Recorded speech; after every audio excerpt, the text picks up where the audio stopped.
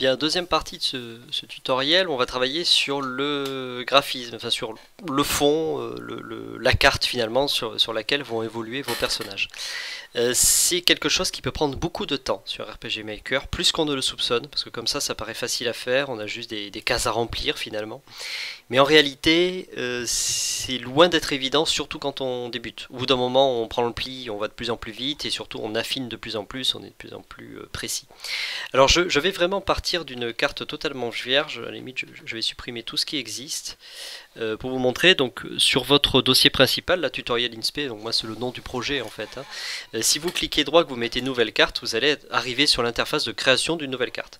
Alors qui est assez simple, hein. Vous choisissez un nom de carte, on va l'appeler test tutoriel par exemple. Alors il peut y avoir un nom affiché en jeu, bon on me teste, je m'en sers pas trop, c'est vrai. Typeset, alors vous verrez ce que c'est le typeset, c'est en somme le type de graphisme que vous allez utiliser. Quelles sont les ressources graphiques qui vont être disponibles. Alors mettons que pour notre test, on veuille faire quelque chose qui est à l'extérieur, dans une ville. Alors il faut comprendre, terrain, c'est vraiment une vue du monde, plutôt. C'est-à-dire vous voyez les villes de loin, vous voyez vraiment comme si vous promeniez sur une carte de France, par exemple. Extérieur, on est plutôt dans... voilà, vous êtes dans un village, là, et vous avez des petites maisons, des petites choses. Vous avez intérieur pour l'intérieur aussi d'une petite maison, par exemple. Donjon, c'est plus là, le style donjon du médiéval fantastique, par exemple. Extérieur et intérieur SF, on est dans le côté science-fiction, tout simplement. Donc on va... Voilà, je vais commencer par quelque chose que je trouve le plus sympa pour débuter, c'est extérieur. Ou intérieur, ça pourrait... Bon, peu importe. Alors, largeur, hauteur, tout simplement, combien de cases en largeur, combien de cases en hauteur. Un personnage occupe une case, donc quand vous déplacez d'une case en une case, tout simplement. Voilà, donc on va partir, bon, je vais mettre au hasard 25-25, mais c'est vraiment complètement du hasard, c'est assez grand en fait, 25-25. Ça paraît pas comme ça, mais il faut le remplir après. Type de boucle, vous nous en n'occupez pas pour le moment. Fréquence combat, je pense pas que ça vous soit très utile, sauf si vous voulez des combats, mais juste pour dire, hein, c'est le pourcentage de chance qu'on tombe sur un combat aléatoire quand on se promène sur votre carte. Mais sachant que combat aléatoire, si vous n'en mettez aucun ici, parce que là en fait vous pouvez choisir d'en rajouter, et on peut en mettre bien plus hein, que 4 évidemment, il se passera rien. Mais enfin je vais mettre à 0 pour dire voilà, il n'y a pas de combat sur cette carte. Ah ouais, on est obligé de mettre 1. Peu importe, de toute façon si on met rien ici, il se passera rien. Musique, ambiance sonore, arrière-plan de combat. Donc, est-ce que vous voulez de la musique quand vous vous promenez sur la carte? Ça peut être, alors, c'est musique superposée avec des sons d'ambiance. Est-ce que vous voulez un arrière-plan de combat? S'il y a des combats, par exemple, à quoi ça ressemble? Alors, vous avez plein de choix, mais encore une fois, je pars du principe qu'il n'y aura pas de combat. On en parlera éventuellement si vous en avez besoin, mais voilà, c'est pas, ça me semble pas trop prioritaire. Encore que ça peut être amusant, pourquoi pas. Et je vous invite à passer le reste pour le moment. Voilà, c'est pas vraiment utile. Pour débuter, en tout cas, c'est pas du tout utile. Alors ensuite, voilà, donc on arrive. Alors, on a nos personnages, mais on peut même à la limite. Je vais cliquer dessus et appuyer sur supprimer. On va les supprimer. On va vraiment vouloir n'avoir que la carte. Alors, effectivement, je l'ai faite un peu grande, je trouve. Je vais réduire la hauteur. Mettre 18 en hauteur par exemple, voilà, comme ça on voit bien la totalité de la carte sur un écran, ça sera plus simple, c'est uniquement parce que c'est plus simple, hein, sinon c'est pas un souci, évidemment on peut faire des cartes même très grandes sur RPG Maker, c'est assez libre. Alors je vais passer en mode carte ici, hein, je sors du mode événement, et on va dire qu'on veut faire un petit village, donc je vais mettre, vous voyez ce que vous avez sur le côté, quand vous cliquez là ici, ça fait une case à chaque fois, donc ça correspond vraiment, si je clique ici et qu'avec mon crayon là, je vais mettre cliquer dans ma partie carte, je vais rajouter un carré d'herbe, tout simplement. Si je mets ici, je vais rajouter un carré de sable, si je mets ça, un carré de neige, ainsi de suite. Un trou, voilà, on peut avoir plein de choses. Vous avez 4 ensembles, toujours entre 1 et 5 ensembles de graphismes, là vous en avez 3 en fait, le R est un peu particulier, on n'en parlera pas, mais a, B et C, vous pouvez rajouter tout un tas d'éléments graphiques. Ici, vous avez plutôt ce qui concerne le terrain, les maisons, les murs, etc. ou les falaises, puisqu'on peut avoir des falaises comme vous le voyez ici. Ici, vous avez plutôt ce qui concerne le détail.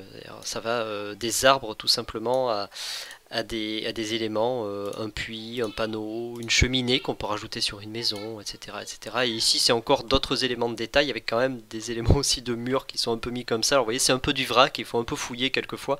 Quand on connaît pas trop il faut fouiller un peu et puis au bout d'un moment on est très à l'aise avec. Alors juste pour vous montrer simplement, si on veut mettre de l'herbe partout, alors soit je fais au crayon et j'en ai pour un petit moment, soit encore une fois je peux choisir de faire remplir ici avec, c'est comme le pot de peinture, encore une fois ce pinceau voilà, qui me remplit tout d'un coup. Hein, donc j'ai cliqué sur l'herbe, j'ai cliqué sur le pinceau, j'ai cliqué dans l'interface ici pour remplir euh, toute la zone qui était délimitée. Remplir, hein, comprenez bien, si je fais par exemple ici là, un petit carré d'herbe comme ça, et que je veux remplir seulement le centre avec du sable, je me fais n'importe quoi, hein, mais voilà, ça ne remplira que le centre. C'est-à-dire si c'est délimité, ça ne remplit pas entièrement. Là, si je remplis autour, hein, tout était relié, donc ça remplit. Voilà, encore une fois, hein, c'est le pot de peinture sur Paint, sur Photoshop ou autre.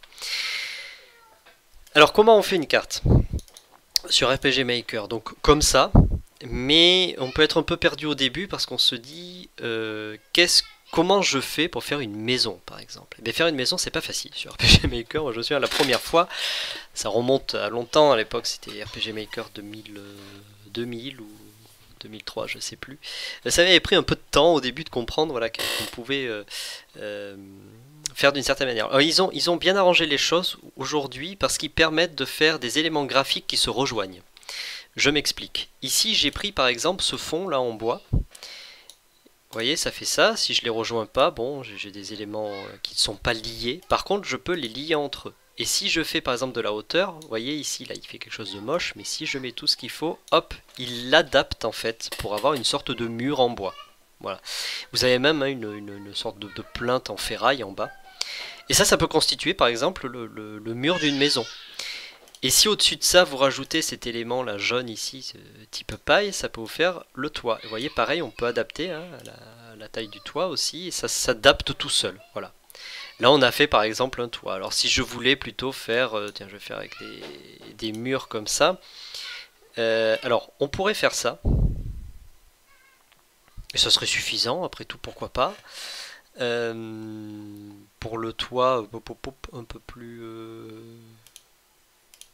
du toit par exemple en tuile comme ça, hop, voilà, on pourrait dire c'est ma maison, j'ai pas encore fait de porte ni de fenêtre, hein, peu importe, mais voilà, déjà vous avez une base, comme ça vous voyez les éléments se relient entre eux, c'est pas mal. Alors, ce qui peut être très très pratique quelquefois sur RPG Maker, c'est de prendre plus d'une case à la fois. Sur la maison, vous voyez que j'ai ici un élément, donc je me suis servi de cet élément là, mais il y a aussi cet élément là un peu plus sombre, qui permettrait de faire un mur, c'est-à-dire si, pop,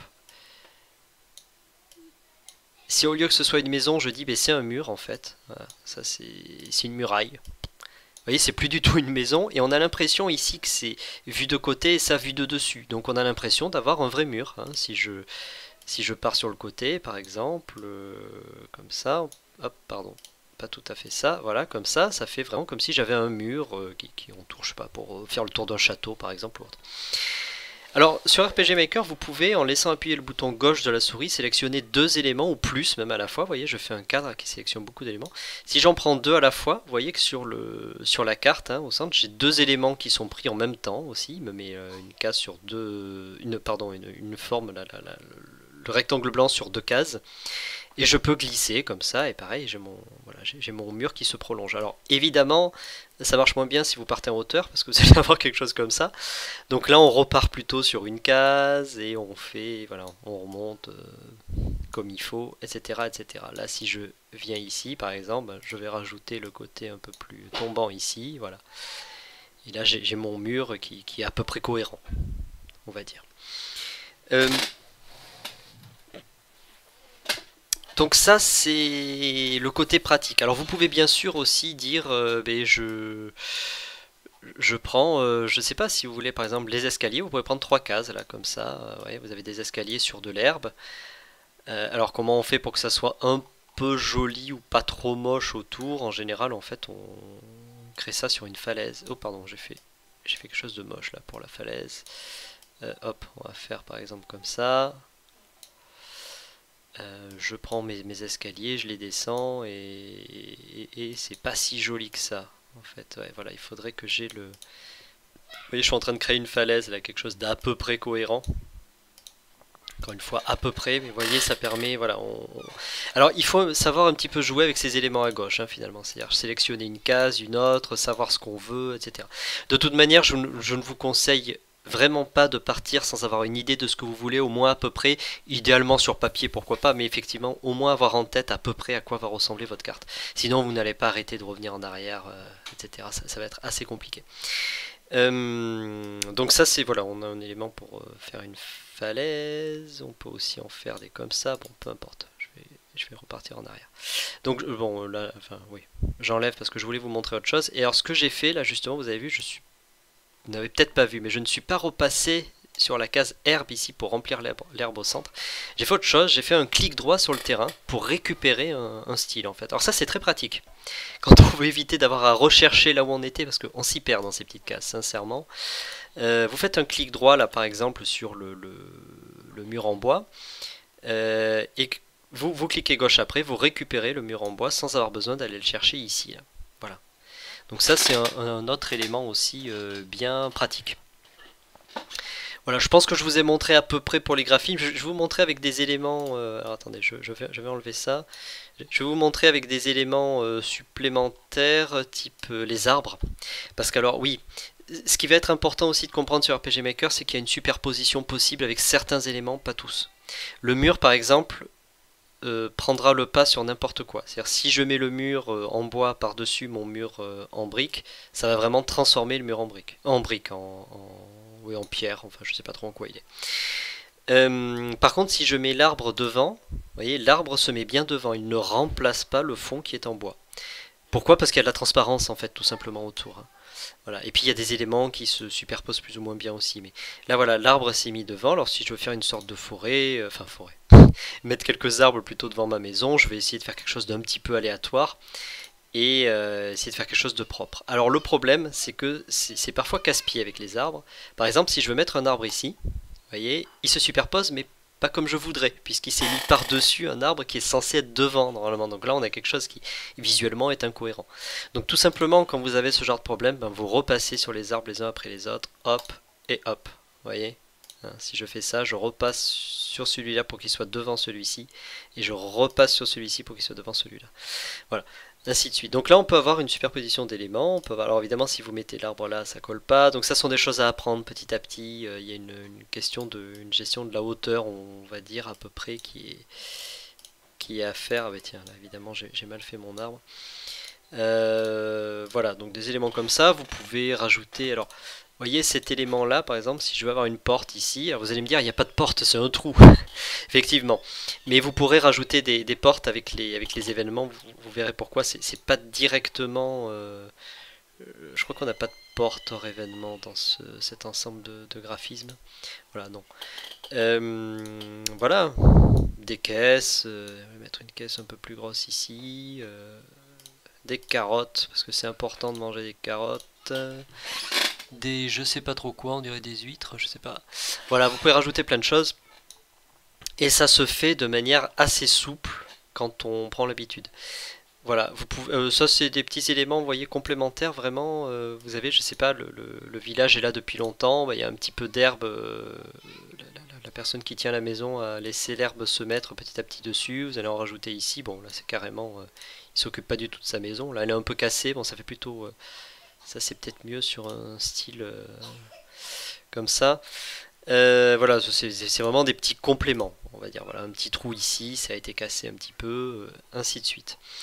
Des fenêtres, pourquoi pas mettre une fenêtre à ma maison. Voilà, une fenêtre ici, vous pouvez avoir une fenêtre comme ça aussi. Là, deux à côté, c'est un peu incohérent, mais bon, c'est pour donner une idée. Pourquoi pas aussi dire, tiens, c'est l'auberge. Alors évidemment, inn, c'est à l'anglaise, hein, taverne, mais voilà, c'est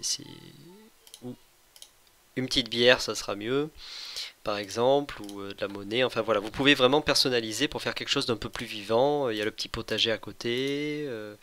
On a planté des... Voilà, j'ai mis plein de salades. On a planté ici, je sais pas trop ce que c'est du raisin. Ouais.